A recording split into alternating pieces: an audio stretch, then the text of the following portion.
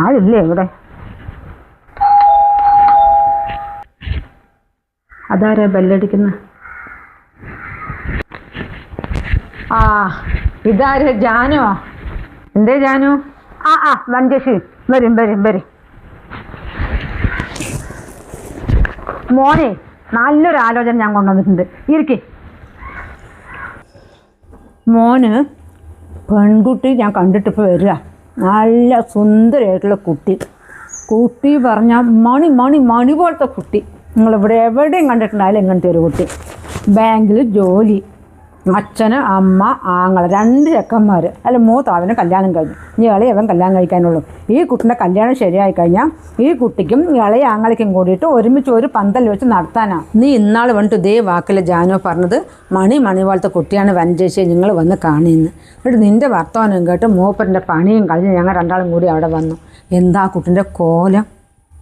ഭംഗിയൊന്നും വേണ്ട, കുറച്ചൊരു മൂക്കൊക്കെ നന്നായിരിക്കണ്ടേ. പിന്നെ എൻ്റെ മോനെ നീ കണ്ടതില്ല ജാനു? എൻ്റെ മോനെ വെച്ചൊരു 4-5 വയസ്സിൻ്റെ മൂത്ത പോലെ ഉണ്ട് ആ കുട്ടി. നീ അങ്ങനത്തെ ഒന്നും ഉണ്ടാക്കിയിട്ട് വരരുതേ. അതെ വഞ്ചേശി, നീ ജാനുവേ നിങ്ങളുടെ മോനെ മാത്രമല്ല കല്യാണം ഉണ്ടാക്കിയിരിക്കുന്നത്. ഇവിടെ ഒരുപാട് ചെക്കന്മാർ കല്യാണം ഉണ്ടാക്കിയിട്ടുണ്ട്. അത് നിങ്ങൾക്കറിയില്ലേ? ഒക്കെ സുഖസുന്ദരമായിട്ട് ഓരോരുത്തരിക്കുന്നത്. എന്തെങ്കിലും ഒരു കുഴപ്പമുണ്ടാ? കുട്ടി ഇത്തിരി ഭംഗിയില്ല അന്ന് ഞാൻ കാണിച്ചത് ശരി തന്നെയാണ്. തറവാട്ടുകാരാണ് അവർ, തറവാട്ടുകാർ. അതാ നിങ്ങൾ വേണ്ട വെച്ചത്. ജാനോ, നീ മണികണ്ഠൻ്റെ മോനെ പെണ്ണുണ്ടാക്കിയ പോലെ ഉണ്ടാക്കരുതേ. എന്താ പാവം, അവൾ വേദനിച്ചുകൊണ്ട് നടക്കുക. ആ പെൺകുട്ടിയാണെങ്കിൽ പിണങ്ങിയും പോയി, എന്തോ ആയിപ്പോയി അവൾ. നീ അതുപോലെയൊന്നും നോക്കരുത്, നല്ലൊരു പെൺകുട്ടി നോക്കി ഉണ്ടാക്ക്. എനിക്കതേ പറയാനുള്ളൂ നിൻ്റെ അടുത്ത്. വഞ്ചേച്ചി, മണികണ്ഠൻ്റെ മോൻ്റെ കാര്യം ഇവിടെ പറയണ്ട. മണികണ്ഠൻ എന്താ കുടിയല്ലേ? മണികണ്ഠൻ്റെ മോൻ എന്താ നല്ല കുടികാരൻ. അപ്പോൾ എത്ര നല്ല പെൺകുട്ടി കിട്ടും? ആ സാധാരണ ഒരു വീട്ടിലെ കൂലിപ്പണിക്ക് പോകുന്ന വീട്ടിലെ പെൺകുട്ടിനെ ഞാൻ കൊണ്ടുവന്നു. കൂലിപ്പണിക്ക് പോകുന്നവരും തറവാട്ടുകാരാണല്ലോ, ശരി തന്നെയാണ്. പക്ഷെ ആ കുടുംബം കുറച്ച് മോശമാണ്. എനിക്ക് അറിഞ്ഞുകൊണ്ട് തന്നെ ഞാൻ മണികണ്ഠൻ്റെ മോന് പെണ്ണ് കൊണ്ട് വന്നതാണ്. ചെക്കൻ പെണ്ണ് വന്നാലും ചെക്കൻ ഒന്ന് ഒതുങ്ങിക്കോട്ടെ പറഞ്ഞിട്ട്. പിന്നെ ആ ചെക്കനെ പെണ്ണിനെ പിടിച്ച് തല്ലിക്കഴിഞ്ഞാൽ പെണ്ണ് അവിടെ ആരെങ്കിലും ഇരിക്കുക. അപ്പോൾ പെൺകുട്ടിയുടെ ഭാഗമായിട്ട് പോയി. ഇപ്പം ഞാൻ 2ാമതൊരു കല്യാണം ഉണ്ടാക്കി കൊടുത്ത പെൺകുട്ടിക്ക് സുഖമായിട്ട് പോയിട്ട് താമസിക്കുന്നു. എന്ത് നന്നായിട്ടാണ് ജീവിക്കുന്നത്. മണികണ്ഠൻ്റെ മോനോ എൻ്റെ അടുത്ത് പെണ്ണ് നോക്കാൻ പറഞ്ഞ് വിളിച്ച് പറഞ്ഞുകൊണ്ടേ ഇരിക്കുന്നുണ്ട്. ഇനിയിപ്പോൾ എവിടെയെങ്കിലും ഒന്ന് അതിന് കൊണ്ടുവന്ന് കൊടുക്കണം. ഇത് നീ നല്ല കുട്ടിയാണെന്നല്ലേ പറഞ്ഞത്? നീ ഒരു കാര്യം ചെയ്യ്, ആ പെൺകുട്ടിൻ്റെ ഫോട്ടോയെ എൻ്റെ അല്ലെങ്കിൽ മോൻ്റെ വേണ്ട, നീ എൻ്റെ മൊബൈലിലേക്ക് അയച്ചു വിട്. ഞങ്ങൾ പെൺകുട്ടിനെ കണ്ട് ഇഷ്ടപ്പെട്ട ശേഷം മാത്രം വന്ന് പെണ്ണ് കാണാൻ വരാം. അല്ലെങ്കിൽ പിന്നെ ആദ്യത്തെ പോലെ ആവണ്ട. അവൻ ദുബായിൽ കിടക്കുന്നു. നിങ്ങളിപ്പോൾ വരി എൻ്റെ കൂടെ പെണ്ണ് കാണേ. അല്ലെങ്കിൽ നാളെ വരെ, ഇന്ന് വേണ്ട പോട്ടെ, നിങ്ങളുടെ ഭർത്താവ് ഇവിടെ ഉണ്ടാവില്ല. നാളെ എൻ്റെ കൂടെ വരി, വന്ന് നിങ്ങൾ അച്ഛനും അമ്മയും ഒന്ന് കുട്ടീനെ ഇഷ്ടപ്പെടുക. നേരിട്ടങ്ങ് കാണി. ഇതെന്തിനാ ഫോട്ടോ അയച്ചു തരുന്നു? നേരിട്ട് കാണുമ്പോൾ നല്ല ഭംഗിയുണ്ടാവും ചില കുട്ടികൾ. ഫോട്ടോയിൽ കാണുമ്പോൾ ഒരു കോലവും ഉണ്ടാവില്ല. അത് പറഞ്ഞു കണ്ട് നിങ്ങൾ പെണ്ണ് കാണാൻ വരാതിരുന്നാലോ? ഞാൻ അവരോട് വാക്ക് കൊടുത്തു. ചെക്കൻ ദുബായിക്കാരനാണ്, വീട്ടിൽ അച്ഛനും അമ്മയേ ഉള്ളൂ, നല്ല കുടുംബമാണ്, നല്ല തറവാട്ടുകാരാണ്. പറഞ്ഞു പോയി വഞ്ചിച്ചേ. നിങ്ങൾ എന്തായാലും നാളെ എൻ്റെ കൂടെ ഒന്ന് വരും. അയ്യോ ജാനോ, നീ പറയുന്ന പോലെ നിൻ്റെ കൂടെ അങ്ങ് ചാടി കയറി അങ്ങ് വരാൻ പറ്റില്ല. നീ കുറേ പ്രാവശ്യം ഇതുപോലെ ഞങ്ങളിപ്പോൾ എടുക്കുന്നു. നീ ഒരു കാര്യം ചെയ്യും, നീ എന്തായാലും ഒരുവിധം നമുക്ക് കുട്ടിനെ കണ്ടല്ലോ അറിയില്ല. അതിൻ്റെ ഭംഗിയല്ലല്ലോ കാര്യം. അതിൻ്റെ മൂക്കും മുഖമൊക്കെ എങ്ങനെ ഇരിക്കണമെന്ന് അറിയാലോ. ഇപ്പോൾ എത്ര ദൂരെ നിന്നൊക്കെ പെൺകുട്ടികളെ കൊണ്ടുവരുന്നത്. എല്ലാവരും അവിടെ ചെന്ന് കണ്ടിട്ടാണ്. ഇപ്പം നമ്മൾ വീഡിയോ കോളിൽ ആദ്യം കാണും, പിന്നെ ഫോട്ടോ അയച്ചാലും വീഡിയോ കോളിൽ കണ്ടു അങ്ങോട്ടും ഇങ്ങോട്ടും കണ്ട് ഇഷ്ടപ്പെട്ട പോയാൽ മതിയല്ലോ നമുക്ക്.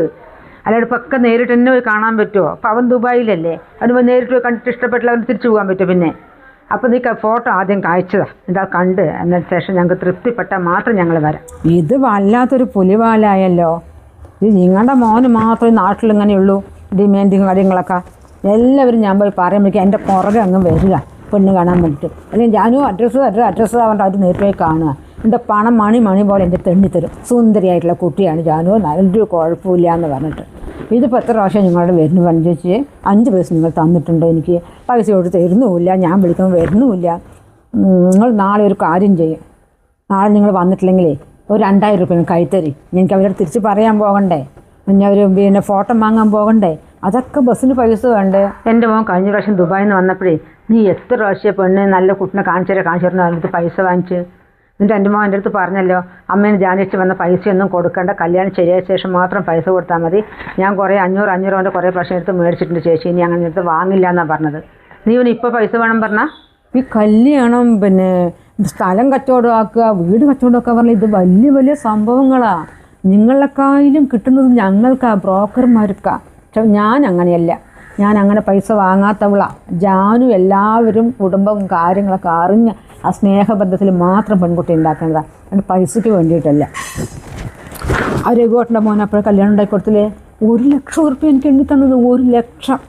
എൻ്റെ മൂപ്പരവിടെ സൂലെടുക്കുന്ന മൂലക്കുരുവായിട്ട് മൂപ്പത്തിനും കൊണ്ട് ആശുപത്രിയിൽ പോകാൻ 3 പ്രാവശ്യം പോയി. 1,00,000 കഴിഞ്ഞു, ഇനിയിപ്പം പോകണം, അതിന് പൈസ വേറെ വേണം. അപ്പോൾ വഞ്ചേച്ചി ഇപ്പോൾ 2,000 തന്നാൽ അത് മൂപ്പൻ്റെ കൈ കൊടുത്തിട്ട് 10-200 വാങ്ങിയിട്ട് ഞാൻ പോകാൻ വേണ്ടിയിട്ട്. നീ ഒന്നും മിണ്ടാതിരിക്കുക ജാനു. നീ എൻ്റെ മോൻ്റെ അടുത്ത് ഇത്രയും പൈസ വാങ്ങിയിട്ടേ നീ ഇപ്പോൾ 2,000 പറഞ്ഞാലോ? ഇതൊക്കെ എവിടെ നിന്ന് എടുത്തു തരാനാ? പിന്നെ ഇവിടെ എൻ്റെ അടുത്ത് പൈസയൊന്നുമില്ല, എവിടെ 10-200 ഉണ്ട് തോന്നുന്നു, അത് വേണമെങ്കിൽ തരാം. അല്ല അതും ഇല്ല, ഞാനെന്തോ ആർക്കോ കൊടുക്കുക എന്തോ വാങ്ങിക്കുക എന്തോ ചെയ്തിട്ടുണ്ട്. ഇപ്പോൾ പൈസയൊന്നുമില്ല, ഇപ്പം നീ പോകാൻ നോക്ക്, പിന്നെ കല്യാണം ശരിയാക്കിയിട്ട് അപ്പം നീക്ക് തരാം പൈസ. അല്ല വഞ്ചേച്ചി, നിങ്ങൾ എന്ത് എച്ചിത്തരം കാണിക്കുന്നത്? ബ്രോക്കർമാർക്ക് പൈസ കൊടുത്തോണ്ടേ ഒരു കുഴപ്പവും ഉണ്ടാവില്ല. അവർക്ക് എങ്ങനെയാണോ നിങ്ങൾ എണ്ണി കൊടുക്കണമെന്ന് അനുസരിച്ചിട്ട് നിങ്ങളുടെ കുട്ടികൾ വരുന്നത്, അതറിയോ? നല്ല കുട്ടികൾ വേണമെങ്കിൽ ബ്രോക്കർമാരുടെ വയറ് കത്തിക്കാണ്ട് അവർ പറയുമ്പോൾ അങ്ങ് കൊടുത്തു വിടണം. അപ്പോൾ തിരഞ്ഞ് പിടിച്ച് അപ്പോൾ അവർ പോയ അവിടെ പറയും നല്ല കുടുംബക്കാരാണ്. ഇപ്പോൾ നിങ്ങൾ ഈ എച്ചിത്തര 200 രൂപ തരാം, ഇങ്ങനെ ഈ കളി കളിച്ചാലോ? ഞാൻ അവിടെ പോയിട്ട് എവിടെ എന്താ പറയുക? അവൾ ചോദിക്കില്ല എൻ്റെ അടുത്ത്, പെൺകുട്ടി ഫോട്ടോ ഒക്കെ വാങ്ങാൻ പോകുമ്പോൾ എങ്ങനെയുണ്ട് കുടുംബക്കാർ, നല്ലതാണോ ജാനുവോ, നിനക്ക് അവരെക്കുറിച്ച് അറിയോ? നീ അറിയാണെങ്കിൽ മാത്രം കൊണ്ടുവന്നാൽ മതി, അല്ലെങ്കിൽ ഞങ്ങളെ പെടുത്തി പോകരുതേന്ന്.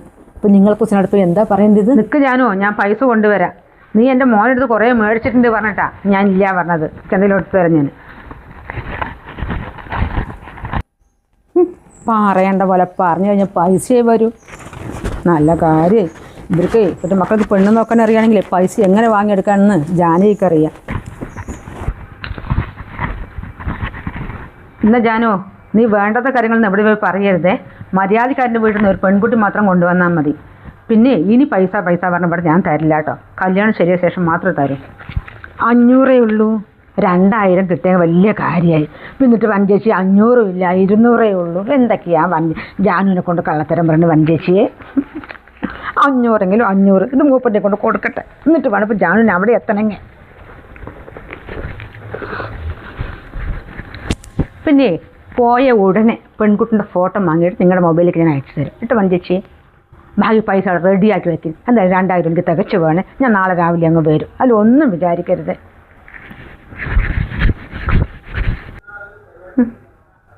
ഒരു ഫോട്ടോ അയച്ചു തരുന്നു. വെറുതെ എന്തെങ്കിലും കള്ളത്തരം പറഞ്ഞ് പൈസയും വാങ്ങിയിട്ട് പോകുക. അവളെ ഒന്ന് ഒഴിവാക്കാൻ വേണ്ടി കൊടുത്തതാണ് ഞാൻ. അല്ലെങ്കിൽ എവിടെയൊക്കെ പോയിട്ട് എന്തെങ്കിലുമൊക്കെ പറഞ്ഞിട്ടുണ്ടാക്കും അവള്.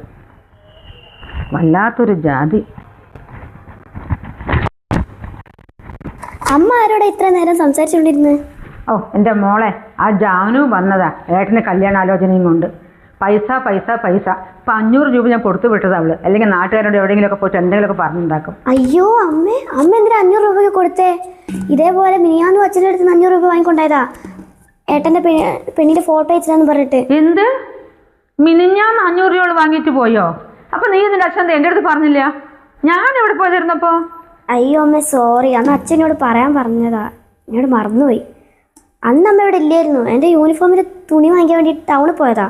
അയ്യോ കള്ളത്തി. അവള് വെറുതെ ഇങ്ങനെ ഓരോ തരികടയും പറഞ്ഞിട്ട് വരും. മോളെ ഇനി ഞാൻ എല്ലാ സമയത്ത് വന്നാലേ അച്ഛനടുത്ത് പൈസ കൊടുക്കണ്ട പറയണം കേട്ടോ. ഞാൻ പൈസ കൊടുത്ത കാര്യം അച്ഛനടുത്ത് പറയരുതേ. അവളോട് കല്ല് നീ വന്നോ? വാ കളിക്കാം.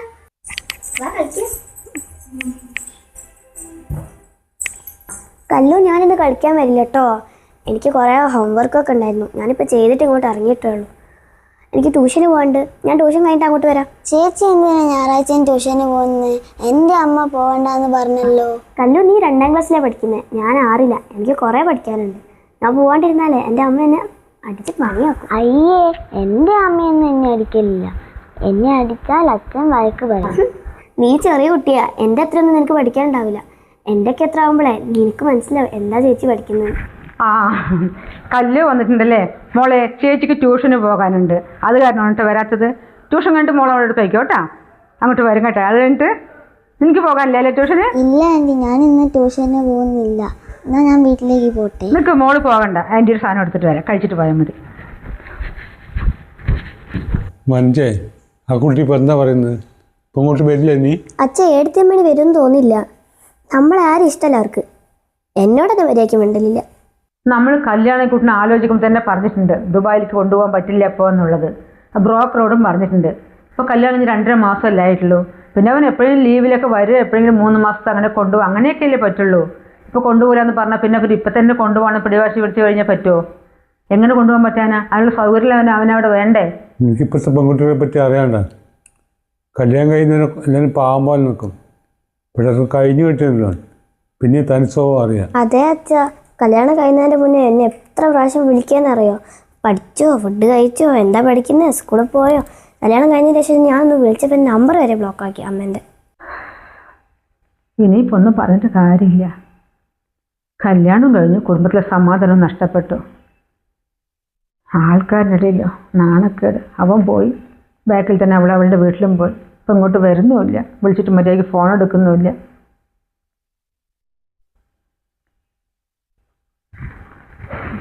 എന്താ അവൻ വിളിക്കുന്നു? ഹലോ, ആ മോനെ, എന്താടാ? എന്ത് പറഞ്ഞു അവൾ വിളിച്ചിട്ട്? കൊണ്ടുപോകണമെന്നാ? നിൻ്റെ അച്ഛനിപ്പോൾ പറഞ്ഞേ ഉള്ളൂ കൊണ്ടുപോകാൻ വേണ്ടിയിട്ടാണ് ആ കുട്ടി കളിക്കുന്നതെന്നുള്ളത്. നീ കൊണ്ടുപോവുക? അവൻ കൊണ്ടുപോകണത്രേ, വിസ അയച്ചു കൊടുക്കാമെന്ന്.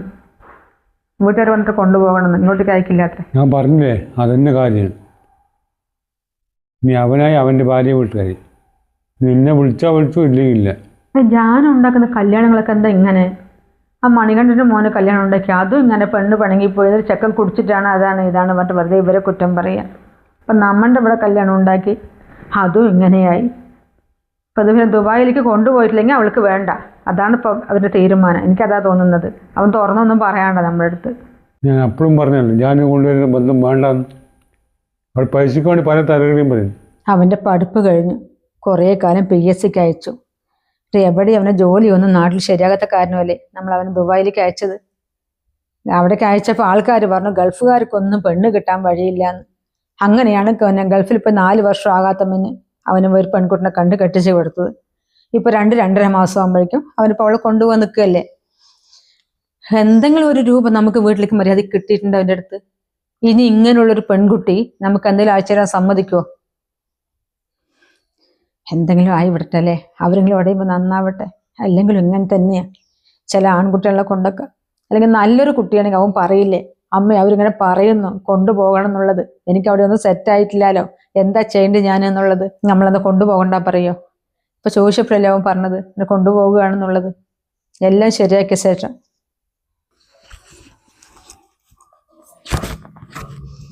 വനജേച്ചിയെ, മരുമോൾ എങ്ങനെ? അടിപൊളിയല്ലേ? നല്ല കുട്ടിനെ കൊണ്ട് തന്നിരിക്കണം. 1000 രൂപയും കൂടി കൊണ്ടുവരേ വരുമ്പോ. എവിടെ? പുറത്ത് കാണുന്നില്ല. ജാനു, നീ വന്നുല്ലേ? ഞാൻ നിന്നെ നോക്കി നിൽക്കുകയായിരുന്നു. വനജേച്ചി ഇങ്ങോട്ട് വരും. ഇതെന്തിനാ അകത്ത് നിൽക്കുന്നത്? മരുമോൾ എവിടെ? ഒരു നല്ലൊരു ചായ ആയിട്ട് വരാൻ പറയാം. ജാനേച്ചി വന്നിട്ടുണ്ടെന്ന് പറഞ്ഞ അവൾക്ക് അറിയാം. ആണോ? അപ്പൊ നിങ്ങൾ തമ്മിൽ അത്രയും ബന്ധമല്ലേ? നീ തന്നെ വിളിച്ചു പറയും ചായ കൊണ്ടുവരെ. മോളെ, ജാനേച്ചി വന്നിട്ടാ, ഒരു കപ്പ് ചായ എടുത്തോ. 2000 രൂപ എടുത്തിട്ട് വരും വനജേച്ചി. ജാനു തിരിച്ചു തരും. 2000 നിനക്ക് മതിയോ? അതുകൊണ്ട് എന്ത് ചെയ്യാനടി? നിന്റെ ഭർത്താവിനെ ആശുപത്രിയിലേക്ക് കൊണ്ടുപോകണ്ടേ? ഇന്നടി നീ ഇതും കൂടി വെച്ചോ. ഈ പെണ്ണുങ്ങൾക്ക് പ്രാന്തായോ? പിന്നെ മോന്റെ കല്യാണം നടത്തി കൊടുത്തും പോരാ, ചൂലും കൊണ്ട്. ചെറിയൊരു കമ്മീഷന് വേണ്ടിട്ടേ ഞാൻ ഒരു കുടുംബമാടി തകർത്തത്. നിന്നെ ചൂലും കൊണ്ട് എറിഞ്ഞാ പോരെ. ഇനി വഴിക്ക് വന്നിട്ടുണ്ടെങ്കിലേ കൂർത്തം കേട്ടവളെ.